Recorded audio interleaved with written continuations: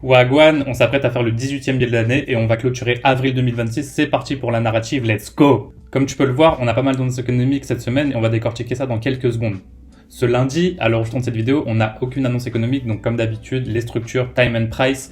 Ensuite, mardi, sentiment du consommateur, donc pas très important, mais le lendemain, on a le main event de la semaine, c'est les Federal Funds Rate, donc la décision de la Fed sur les taux d'intérêt. Est-ce que l'argent coûte plus cher? Est-ce que l'argent coûte moins cher? Et forcément, ça a un impact sur le dollar et donc sur les indices américains. Bien entendu, une demi-heure après, on a FOMC conférence presse, donc forcément, il y a Powell qui va parler et ça va être très impactant sur le marché.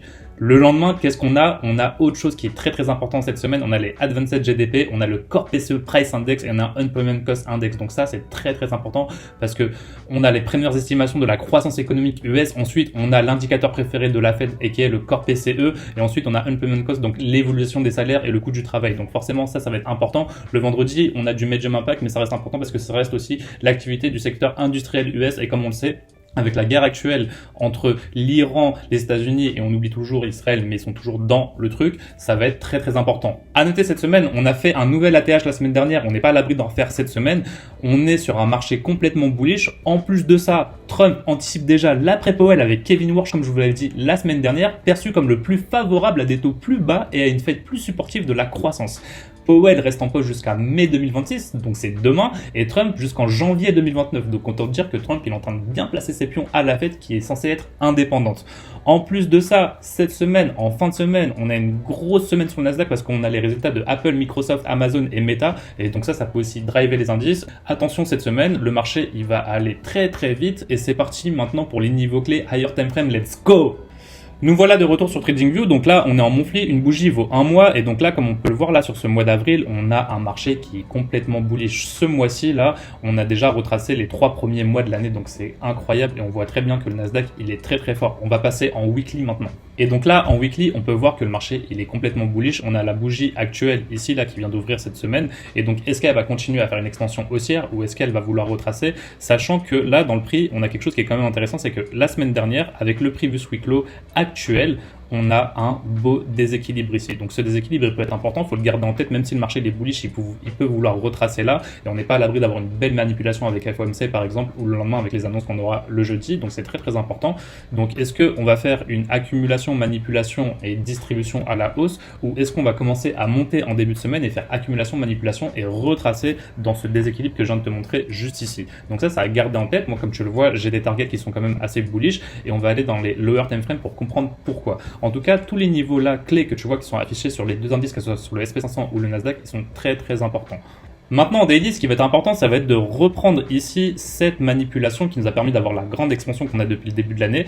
Et ici, on voit qu'on a atterri sur les 1.5, on a eu une petite accumulation, un petit retracement ici, donc c'est suffisant pour continuer à monter. Qu'est-ce qu'on a sur la route? On a la deuxième standard deviation ici sur le Nasdaq au 28 366. Mais avant, qu'est-ce qu'on a? On a un chiffre institutionnel et psychologique très important, on a les 28 000. Donc déjà, ce dealing range, il est très important, sachant que la semaine dernière, on a tapé les 27 000. Donc entre les 27 000 et les 28 000 sur le Nasdaq, ça va être super important. On a un petit peu la même démarche sur le SP500, sauf que lui, il est un petit peu plus faible actuellement. Et donc là, on va plus travailler entre les 1 et 1.5 de standard deviation depuis la même manipulation. Maintenant, on va faire un focus sur le Nasdaq. Quand on zoome en daily, ce qui va être important, c'est d'établir notre dealing range. Là, pour l'instant, en daily, c'est un petit peu difficile d'établir notre dealing range parce que le dernier low qu'on a, le dernier swing low, il est ici. Donc, il s'est passé jeudi dernier et on est venu dans l'ancien New Week Opening Gap. On est revenu travailler l'ancienne ATH. Donc, ça, c'est assez intéressant. Et en plus de ça, on est venu en tout début de semaine retravailler aussi cette ancienne buy side. Donc ça, c'est des niveaux intéressants à garder sur ton graphique. En plus, sous le previous week low, qu'est-ce qu'on a? On a, comme je te le rappelle, on a ce BC Weekly qui a été ouvert la semaine dernière, donc ici. Et ça va être très important dans le cas où on est baissier ou qu'on veut retracer, sachant qu'on est sur la dernière semaine du mois et qu'on pourrait avoir un retracement. Par contre, moi, c'est pas ce que j'attends vraiment cette semaine. Je m'attends plutôt à un marché encore bullish, à voir si ça va donner. Je changerai mon fusil d'épaule si je vois que les structures ne tiennent pas et j'irai target des niveaux inférieurs, tout en faisant un focus sur les niveaux que je viens juste de te citer.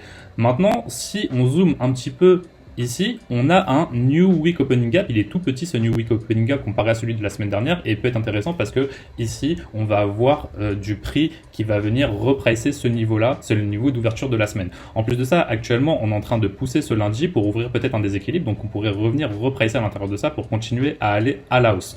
Maintenant, j'ai des targets qui sont un petit peu plus hautes. Donc, on a la standard deviation, la deuxième que je t'ai montré en début de vidéo. On a les 28 000 ici. Mais maintenant, on va passer en 1 heure pour voir ce qui se passe au niveau des structures intermédiaires. Déjà, ici, en 1 heure, avant de parler de structure, on va parler des inefficacités qu'il y a dans le prix qu'on a créé la semaine dernière. On est en Electronic Hour, on va passer en Regular Trading Hours ici pour qu'on puisse voir que la semaine dernière, on a bel et bien ouvert quoi, des RTH gap. Donc, le prix, il est inefficace ici. Il pourrait vouloir repricer, peut-être faire un point bas dans ces RTH gap ici. Celui-ci, il serait très bien, il serait au niveau du déséquilibre daily, donc si on y va demain pour continuer à monter, pourquoi pas. Et on a exactement la même chose sur le SP500. Maintenant, on repasse en Electronic Hours, et comme tu peux le voir ici, on a eu une divergence qui est visible quand je vais afficher le SP500 sur la gauche. Donc là, j'affiche le SP500, il faut juste que je le recalibre un tout petit peu, et quand on va prendre un petit peu du recul, on va voir que le bas de la semaine dernière, il s'est pas fait au même moment. Donc on a une divergence, on a marqué un point low ici, dans un niveau clé New Week Opening Gap de la semaine dernière, et on a fait que monter en ouvrant ces RTH. Maintenant, si je prends la Standard Deviation comme je l'ai fait en daily, qu'est-ce qu'on va voir? On va voir qu'on a des niveaux intermédiaires, et c'est là mes targets cette semaine où je vais avoir des niveaux de partiel ou de clôture de trade si je suis en position d'achat. Donc ici, qu'est-ce qu'on voit? On voit ici sur le Nasdaq, mais c'est exactement la même chose sur le SP500, donc je vais mettre le Nasdaq en avant ici.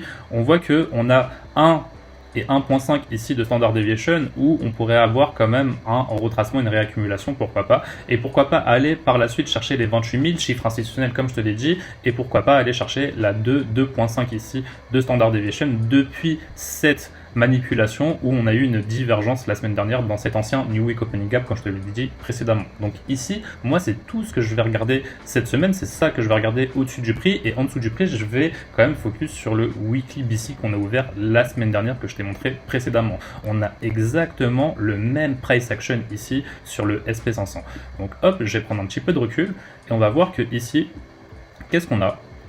On a la même standard deviation et on a aussi des chiffres institutionnels sur le SP500. Maintenant, quand on passe en daily, on comprend mieux cette vue, on comprend mieux les niveaux clés que je t'ai montré. Ici, en daily, on voit les standard deviation depuis cette manipulation. Je vais prendre un petit peu de recul et moi, ici, la dernière target qui va m'intéresser vraiment cette semaine, ça va être les 28 000. Et si on continue à aller au-dessus, venir chercher la 2.5 standard deviation entre les 28 100 et les 28 340, ça sera très bien. Et si on va chercher la deuxième standard deviation daily que je t'ai montré précédemment, ça sera vraiment magnifique. On aura clôturé le mois vraiment très haut et très bullish, très dynamique en volatilité haussière, donc ça pourrait être incroyable. On n'est pas à l'abri de ça cette semaine.